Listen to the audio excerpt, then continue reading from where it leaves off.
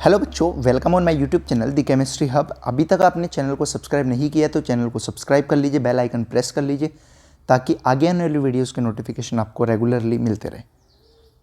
चलिए बात करते हैं। आज जो मैं इस वीडियो में बात करने वाला हूं, जैसा कि आपने थंबनेल देख लिया होगा, मैं बात कर रहा हूं कि अगर आपको राउंड 2 के अंदर कॉलेज अलॉट हुआ है तो उस कॉलेज को अगर आप लीव करना चाहते हैं तो ये आपका रिस्की डिसीजन हो सकता है।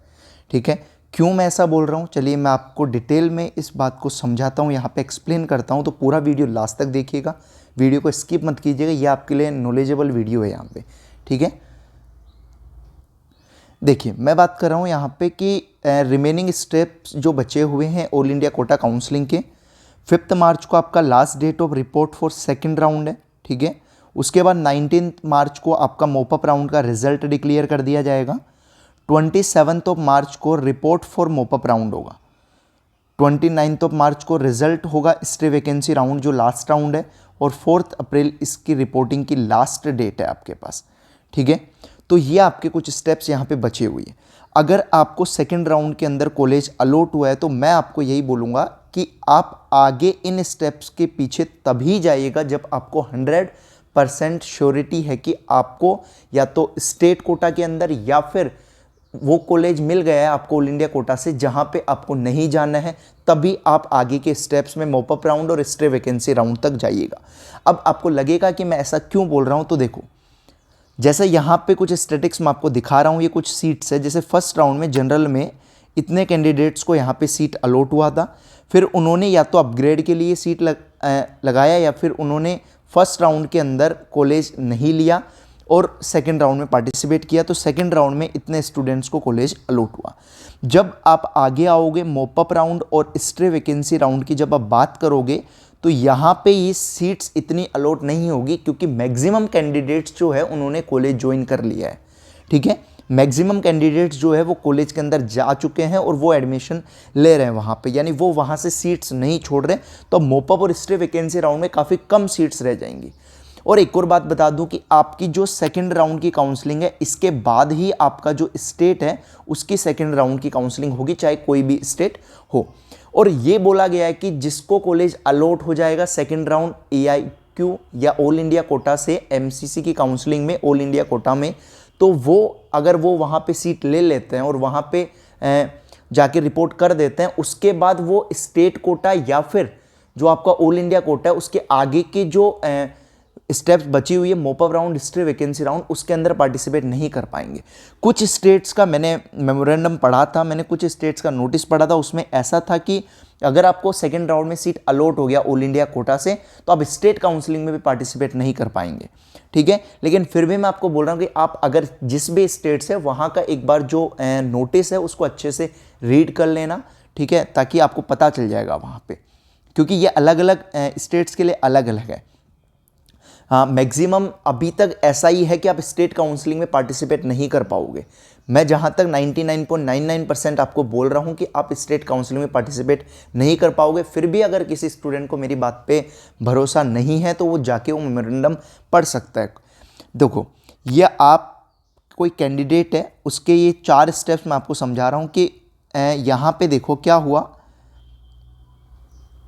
जैसे उसको फर्स्ट राउंड में कॉलेज मिला लेकिन वो वहाँ पे पार्टिसिपेट नहीं किया उसने, तो उसने अपग्रेड के लिए फिल किया तो उसको कोई नया कॉलेज मिल गया और उसने उस नए कॉलेज के अंदर एडमिशन ले लिया, तो वहाँ पे अब उसका चाहे ऑल इंडिया कोटा की बात हो या फिर स्टेट काउंसलिंग, वो दोनों के लिए ही नॉन एलिजिबल हो गया। अब ये यहाँ पे जो स्टेट काउंसलिंग है इसके लिए पता नहीं ऐसा क्यों किया इन्होंने कि एक बार कॉलेज ले ली तो आप स्टेट कोटा के लिए भी एलिजिबल नहीं होंगे। मैंने कुछ स्टेट्स का तो पढ़ा है, मैं आपको बोल रहा हूँ, जैसे राजस्थान का पढ़ा है वहाँ पे ऐसा ही है। बाकी अगर आप जिस भी स्टेट में हो तो आप उसका एक बार जो परफॉर्मा है वो एक बार अच्छे से रीड कर लेना। मैं 100% श्योरिटी नहीं है इसके बारे में, लेकिन 99.99% मैं श्योरिटी से बता रहा हूँ। दूसरा हो सकता है कि आपका कॉलेज अपग्रेड नहीं हुआ, तो जिस कॉलेज में आप थे उसी कॉलेज के साथ आपको कंटिन्यू करना पड़ेगा, तो इससे आगे भी आपका काउंसलिंग का जो प्रोसेस है वो ख़त्म हो गया। यानी आपने एडमिशन ले लिया था फर्स्ट राउंड में, लेकिन आप चाह रहे थे कि आपका कॉलेज अपग्रेड हो जाए। ये तो था कि आपने एडमिशन नहीं लिया था और अपग्रेड लगा दिया था। ये तब है कि आपने एडमिशन ले लिया था और आपने अपग्रेड भी लगा दिया था, तो MCC ने बोला था कि या तो आप अपनी सीट छोड़ दीजिए, ठीक है, और नहीं छोड़ते तो अगर आपको सेकेंड राउंड में भी वही कॉलेज अलॉट हो जाता है तो फिर आप आगे की काउंसलिंग में पार्टिसिपेट नहीं कर पाएंगे। ठीक, तो ये बात क्लियर हो गई। अब अगर आप फ्री एग्जिट कर दिया आपने, तो फ्री एग्जिट में आपको सीट मिल गई सेकेंड राउंड में और आपने कॉलेज ज्वाइन कर लिया तो बल्ले बल्ले, कोई टेंशन नहीं, कॉलेज ज्वाइन कर लिया, इसके बाद चाहे ख़त्म हो अपने को कोई मतलब नहीं है, वैसे भी इसके आगे पार्टिसिपेट नहीं कर पाओगे। बट आपने रिजेक्ट कर दिया यहाँ पे, तो जैसे ही आप यहाँ पे रिजेक्ट करते हो, तो अगर आप रिजेक्ट कर देते हैं तो जो आपका सिक्योरिटी डिपॉजिट था वो आपका सिक्योरिटी डिपॉजिट आप लॉस में चले जाओगे। फिर आगे आप फ्रेश रजिस्ट्रेशन कर सकते हो मोपअप के लिए और स्टेट काउंसलिंग के लिए भी, यहाँ पे ये है। लेकिन वो आपका जो आपको फीस देनी पड़ेगी जब आप फ्रेश रजिस्ट्रेशन करते हो मोपअप के लिए, अगर आपने रिजेक्ट कर दिया है तो मैंने यही तो बोला कि आपका जो सिक्योरिटी डिपॉजिट था वो चला जाएगा।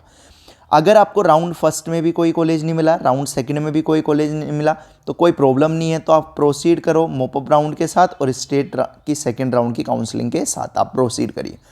अब मेरे को ये समझ नहीं आ रहा कि जिन कैंडिडेट्स ने ज्वाइन कर लिया है उनको आगे काउंसलिंग में पार्टिसिपेट क्यों नहीं करने दिया जा रहा। ठीक है, ये ऐसा पता नहीं, इस बार ही ऐसा रूल है। अभी तक आपको ये पता चल जाना चाहिए था कि आपको स्टेट के राउंड से ये कॉलेज मिल रहा है और आपको जो ऑल इंडिया कोटा है उससे ये कॉलेज मिल रहा है, ताकि आप अपनी चॉइस के अकॉर्डिंग जा सकते।